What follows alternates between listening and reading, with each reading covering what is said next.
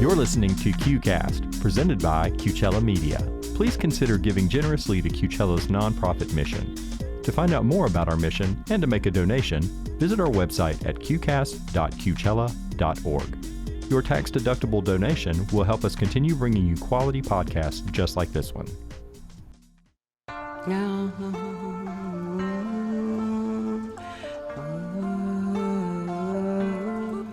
I may be bruised, but I'm not broken.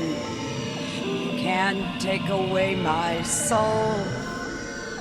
You tried to tell me I don't count, but I know in my heart that's not true. So you cannot take me down that path. I'll make it without you. I may be bruised, but I'm not broken. My life counts for something, and you wake up and I'll be gone. You'll know that you were wrong. Welcome to my show, Shades of Gender. I'm your host, Terry Ryan. Thank you for listening. We'll be talking all about gender identity, including the transgender, cross-dressers, non-binary, gender fluid, and all those individuals who self-identify within these groups.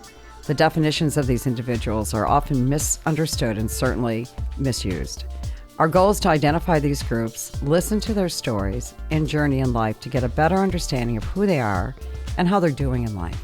Today I have a guest that actually came with a group of another guest I had, named Helen, and Helen came in to the show up from the Fontana area, which for those people out of state or maybe in state that don't know, it's by San Bernardino, right? Correct. Right. Yeah. How far is that from LA, and how far from here?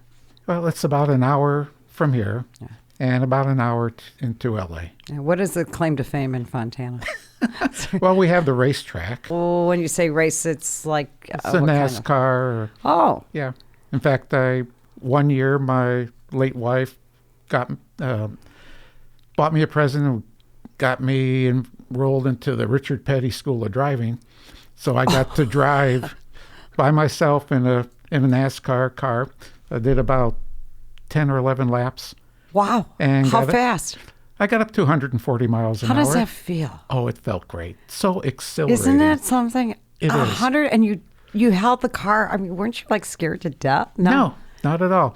Before I went solo, I went with a professional driver for about 5 laps, and he kind of showed me the ropes and told me how to, how to lean the car in, or how to go into the curves, right. And you let up off the gas going into the curve, and about halfway through, you start accelerating into the So that gives you your balance. So when you're going around the curve, you let off your gas and you let it kind of just roll around, right? Yeah. And then when you're in the stretch, and straight, then you put it on. When you're coming out of the curve, then you hit the gas and you get going. It was so much fun. Indianapolis 500, of course, and then in Chicago there was one, I can't remember, it was NASCAR. Yeah. And first of all, it's very noisy when you're watching it. I think it's more fun driving actually than watching it. But I love cars, so so I'm going to back up, but so the audience knows a little bit of who you are, but right. They already know that you like cars and you drove. I mean, I am so impressed with that. What a nice gift. Oh, I mean, that was really. Why don't you, Helen, identify for our audience, since they can't see you, where you are in the gender scale? Well, I feel like I'm a cross-dresser right now. I've had thoughts of transitioning, but I'm not quite there yet, and I found a very happy medium between my male life and my female life. Right now it's probably 70-30 female. Mm-hmm. I just love getting dressed and going out, and it's fun, isn't it? Oh, it's a ball. I love the whole makeup's fun, isn't it? Oh, it is fun. Yeah. I love the whole process from makeup to deciding what I'm going to wear, and, Right. and the makeup match with the outfit, and then with all the accessories, it's a ball. Yeah. I love it. So, it's interesting you say that. And I think it's important. The reason we call the show Shades of Gender is that we want to give the freedom of thought and the freedom of gender identity. And I think the crossdresser, is kind of got pushed aside a bit. And I think it's important to say that, for yourself, that you're just not tossing away your male side and say it doesn't exist. Right. So No, I have a very separate male life and a very separate female life. right. And separate friends, though. Separate friends. You're a poker player too. I'm a poker player. So tell us, this is so funny. So when you see Helen here, she's really very nice. She's got a pretty, a nice frame. About 5'6". 5'10". 5'10". Okay. 5'10". 5'10", but very, pretty little floral dress on and a nice little kind of a reddish blonde wig and perfectly done makeup with red lipstick and really accessorized well. And then, you're of course driving race cars, and you're a poker player, and you've been playing poker with the same guys basically same guys for like 37 years now. Right. So here you go. So when you play poker, are you in your male mode? Yes. Okay. Yes. So you respect then your friends and what they're comfortable with, right? They Exactly. know. Do they know about your femme side? They do. Okay. They do. I came out to them last July. Let me ask you, it's interesting because you're, there's so much to talk about, but you are, you've been playing with your friends for a long time. You're in your 60s? 65. Okay, so mid-60s. What was a part of you telling them? Well, I came to a point in my life where I wanted to let people know. And within about a week's time, I ended up telling both of my sons and the 6 guys that I played poker with. And it was... So tell us how that went. So you felt it was important because if you were going to be out more as a woman, or dressed as a woman or presenting or whatever, and it was part of you, you just wanted to make sure that they understood that you weren't, that this is part of what you do, and you just, kind of the cat's out of the bag. You just, that you're still you, but... and they, they not all, to be frightened by it or think it's some kind of kinky thing, or, right? You wanted to tell it your way, exactly. Right? Rather than have them define having it. somebody find out. Right, you defined it for them, Yes. rather than them guessing what it would be, right? So, exactly. So how did that go? We'll start with your poker guys. So what did you... They were so supportive of me. And four of these guys I've known for 25 to 37 years. It's a long time. Those Yes. are some good friends. Yes. Yeah. And they have been with me through the divorce of my first wife, different change in jobs every, 3-4 years. And whatever. you were an accounting controller. I right? was a manufacturing accountant, cost accounting manager, assistant controller at different jobs. And then they were, then they helped me through the death of my late wife.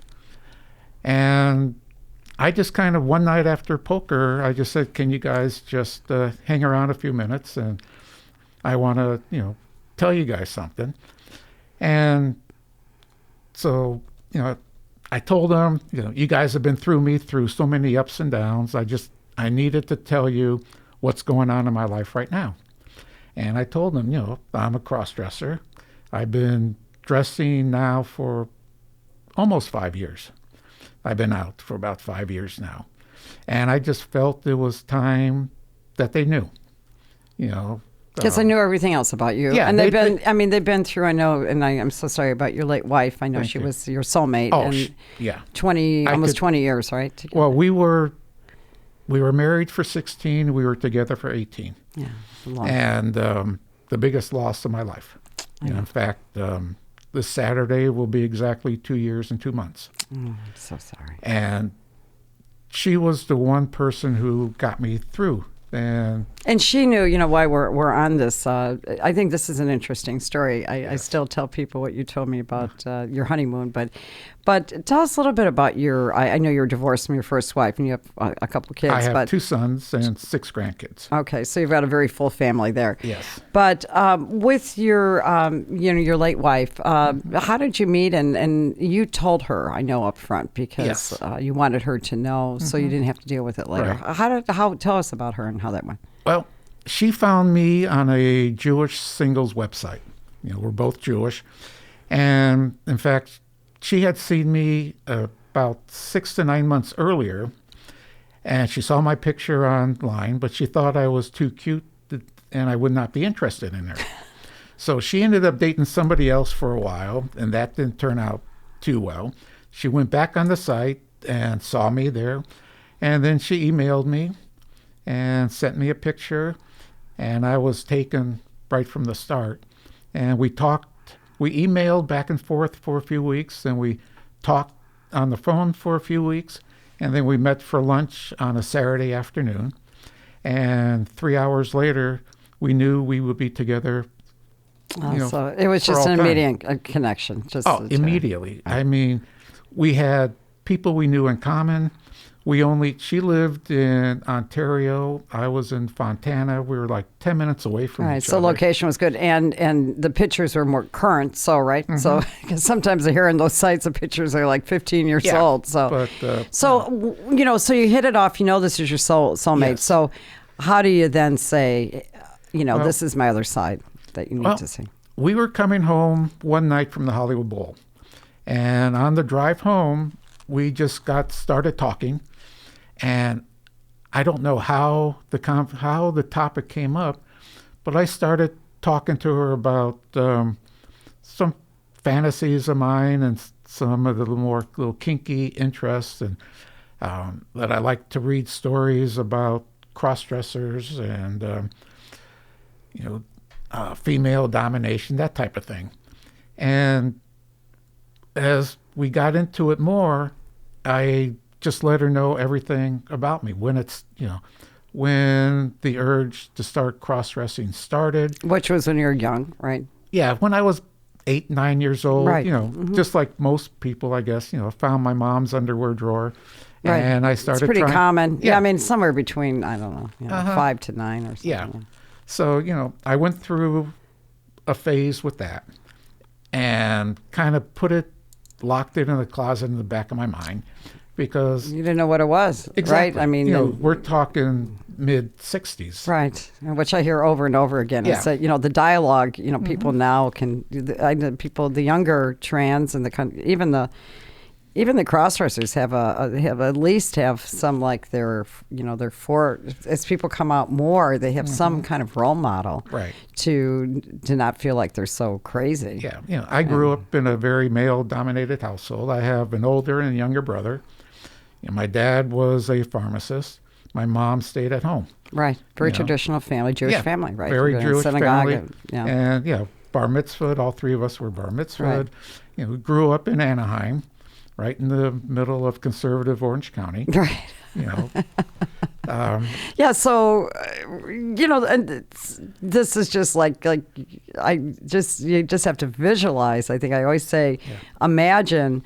This kind of this life that you had, which is a nice solid middle class background with family, and then you're in your mom's drawer when putting on her underpants, and you're thinking, am I this is like, and it's not it's just you don't understand it, and exactly. And quite frankly, I don't think they still really understand cross dressing. I think they try to analyze the behavior, and I think a lot of people that have tossed the term away cross dresser because they associate it with some fetish and kink, and in my years of dealing with cross-dressers, it's just it's such a small percentage that are the sissy cross-dressers, or I call it more of S&M, that are on the sexual end of it. Right. This is which is why I think it's so important to talk about and bring to light that cross-dressers are real people. There is they're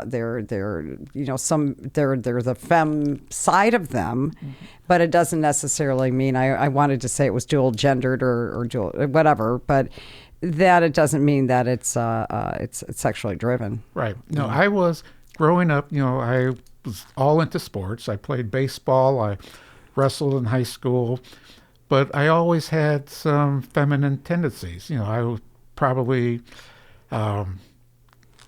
more emotional than my two brothers. I could empathize more with other people, and I was always like the peacekeeper. I always wanted to try and diffuse whatever was going on. But then again, my older brother especially, we're 22 months apart, and we grew up as close brothers, fighting all the time, or just doing regular stuff. And so when you started out, as I say, when you're 8 or 9 years old and you're in your mom's drawer, and because you didn't have sisters, right? It was all boys, so you had to go to mom. I mean, it's like it's the ultimate violation with mom. It's like, oh, I'm sorry, mom, this is the only feminine stuff we have here. Yeah. But so you put it away, like most. You say, I don't know what I'm doing. You grow up, you go to high school, you're in sports. When did you bring it back out again, or when did you feel like you just had a need that you needed to present again? It was after my first wife and I divorced. I see. Okay. And that was after your kids, and right? How old were you at that point? I was, we got divorced. I was in my mid-40s, about 95, 96. So really, you had not really done anything with this. I mean, you just, you did your poker, you drove your cars, you did your children. I worked, growing up. Cost accounting is, it's a lot of work. Yeah. I grew up and I aged, being the typical dad, husband, breadwinner. So you just really kind of put it aside and didn't really touch it. And because you had so many, you're living your life, other things that you were doing, your relationships. Living the life that everybody really thought, you should be doing. Right. And it wasn't a bad life. No, it was a good one. It was a good life. I mean, you life. don't feel like you missed anything. Are you sorry you didn't come out sooner, or you think the timing's just right? The timing was right for you. Was right for me. And did you get divorced from your first wife because you told her that you She never knew. She never knew. My first wife never knew. It's just so other reasons for it, and you were out. There were other reasons why we split up. Which is, that's what I say about my first husband. I mean, they say, "Oh, you got divorced because he cross-dressed." I said, "No, believe me, we had so many other problems." Right? Yeah. I mean, I wish that was the only problem. Yeah. Right. So okay. So that certainly didn't help the communication, but it was over. So so tell me back to your late wife. I'm sorry, what was her name? Naomi. So Naomi, so you met, you're out, and you tell her. She was a therapist too, right? She was a social worker at the local hospital in San Bernardino. She worked there for roughly 30 years. So when you told her, didn't she say something you told me to the effect of she was going to read about it? Yeah, in fact, just in a typical therapist type of. Well, let me process it and let me read about it, because the first thing she did was she went and saw her own therapist that she had been seeing. They for do that a lot, time. Therapists. I didn't realize how many see their own therapist. Yeah. So she went and saw her own therapist, talked to her about it. Her therapist referred her to another therapist who dealt with cross-dressers, and she went and saw this other therapist. She bought about 2 or 3 books on the subject. She read up on it, and she got to a point where she totally understood it, and with with us talking about it a lot, it just got everything out in the open. And that's what I feel is probably the most important thing if you are a cross-dresser. And if you're in a relationship, you need to let your spouse, girlfriend, significant other, whoever, let them know up front. Right. So important. It is. It's very important, and it worked very well. It's having the courage to be who you are, and before it gets too far in the relationship, right. So they don't feel like you're pulling one on them. Exactly. I think it's very difficult because it's. I know. Again, I think what year would that have been when you actually started seeing Naomi? And 2000. Okay, so 2000. Things were changing. I mean, there were some more role models out there. Or there are people. I don't know in terms of the cross-dressing, though. I mean, who are the people? I mean, there's no, I don't look at. It's funny, there is no real there's, our society, there's trans models and people that have done reassignment surgery or trans. But there's not, I haven't seen boldly cross-dressers who are, because of this, this kind of dual life and trying to protect their other side of their life, which is they built in their life. I think they're not walking down the street necessarily and the role models. So, but there are support groups, and that's why I know that like this Trias was, and I think it was Victoria Price, who came out with the cross-dressing group. She went on actually, I think, and decided she was trans, but they were only cross-dressers in Cross-Dresser Heaven, which I know I've written and read. So there's more and more online sites. So in the online world, there's, I know, because I've written a lot for a lot of these publications and, talking about relationships and things. And I really, that becomes then, and then the way to communicate. And then there's these like 12-step type groups, and then there's conferences, right? So that's like Bourbon, I think was one, or I don't know. There are across the country. I was very fortunate in having such a smart, brilliant wife who had her own practice before I met her. She was my own private therapist for 18 years. So, I mean, how was that though? I mean, did you don't want it to consume your relationship, but how was she? Did you go out together with you dressed as your femme self, or eventually? Okay. You have to. One thing to remember is back in from 2000 until 2014, I had a full beard, and I weighed probably about 70, 80 pounds heavier than I am now. All right, so you would have been like 5'10", and I don't know what you weigh now, but... I was like, my heaviest, I was 275. Oh, wow. Okay. Yeah. So you didn't, this wasn't a comfort for you. I mean, you couldn't wear the clothes like you wanted to. And exactly. Yeah. And during that time, it was like... when did you lose this weight? In 2014. I had... Actually, I started about 2012. I had a lap band put in, and I went from like 275 down to 220.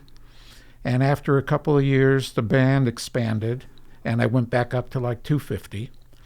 And when that happened, we started talking and decided I would get gastric bypass. And with gastric bypass surgery in 2014, I went from like 250 down to 180, where I'm at now. Wow. Yeah. And I have to, when you first met Naomi, were you heavy? Yes. Okay. I was, and so was she. Okay. So she had gastric bypass also. Oh, I see. All right. So you had that in common too, where you're both dealing with food issues. Yes. Okay. And did she's been gone a couple of years, I know. Did she lose the weight before she got sick? Yes. I mean, for probably the last couple of years of her life, she was down to like 115, 120. And her health was always real good. And there was one weekend she came home from work, said she wasn't feeling well. And so we both kind of stayed in bed the whole weekend until Sunday afternoon. Her breathing got really weird. And I wanted to take her to an ER, but she said she'd rather wait until Monday to go see her own doctor. So she knew herself better than anybody else. So I said I wasn't going to argue with her. And a few hours later, she couldn't catch her breath, breathing really fast. So I finally called paramedics. Luckily, the fire department is right behind our house, so they were there within a minute or two. And by the time they got upstairs to her bedroom and started looking at her, they told me her heart had stopped. Oh, wow. With no previous, of course, she'd fought with her weight up and down probably, but nothing current. No, she had a heart aneurysm, I tell you. Something. Yeah. They said it was respiratory failure due to pneumonia. So it's Something like like she that. had walking pneumonia and then she didn't know about it. I don't know. But, You know, but it's like, snap of the fingers and she was gone. Things changed. And there's Yeah, your my whole soulmate. life changed. Sorry. But she made everything so much better. I mean, it was her idea to my first time out in public. She was with you, or? Oh yeah. I mean, my birthday's. How was that for you? Well, Where did you go? Did you go to a cafe or something? No, To a movie or? my birthday is beginning of October. On my 60th birthday, she convinced me to shave my beard.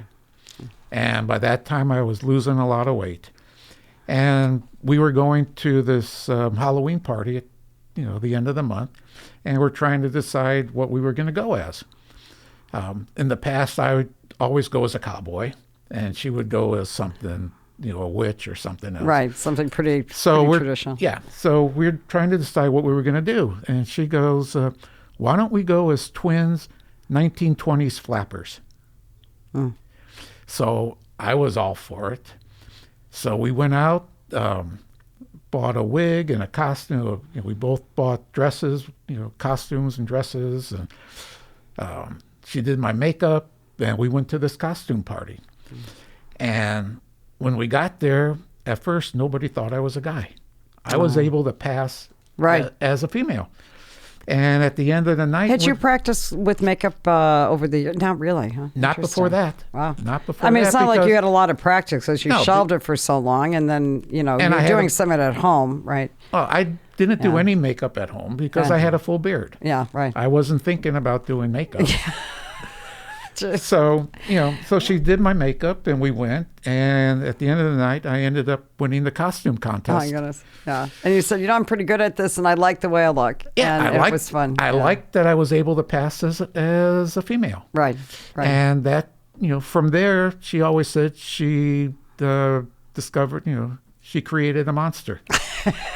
Because certainly expensive, because then you wanted to buy more too. Exactly. I always said to my current husband, I said, honey, you better never be a cross-dresser because we can't afford you. You're hard enough with just the male clothes. If we have to go buy the shoes and the makeup and the hair, and I mean, I just can't afford it. So you have been out now for a couple years. You still. And you're going out, like you said, you're enjoying where you are, your weight's off, and you've got sets of friends. And are you retired now? Yes. Okay. Yeah, I've been retired for the last couple of years. And your kids? No. My kids, no. And then you told them. I told them when you told your poker. Yeah, right? I told them last July, and that was the one thing I was most worried about. Right, because you have two sons. 2 sons. Right. There's dad, and dad's, what are you doing? Were, 41 and 39. Right. And so how did that go, and where are you at with it today? Are they on board? They're on board with it. In fact, both of them basically said the same thing. This was about a year and a half after Naomi passed away, and they both said, Dad, you've had it so hard the last year and a half, you deserve to be happy. Because I told them, how happy I am when I'm dressed like this. Right. And, I showed them pictures of me, and they both said that I made a good-looking woman. Yeah. But, well, they were adults, too. I think part of that is that they're thinking from an adult brain versus a child brain. Exactly. And they knew you weren't going anywhere. And they also knew how much, Naomi was your soulmate. And I'm sure they just want you to be happy. Exactly. In the end. So, I mean, you have a pretty, we all, as I always said, no one goes through life without trauma and their own journey of pain and victory and happiness. Correct. And that's what life is. So Yep. you certainly have had your ups and downs. And I do want to, I'm going to have to wrap up the show, but I do want to have you back. I would love to. And I really thank you for your story. Again, I have a special place in my heart for my cross-dresser group, because I just think that they're harder to read. The society just doesn't quite understand them as well because they don't fit into a box. Right. I think we get lost with the trans people. And that you want to be trans, and, yes, you're hiding it, which I've heard. And, and it doesn't have to be that way. No.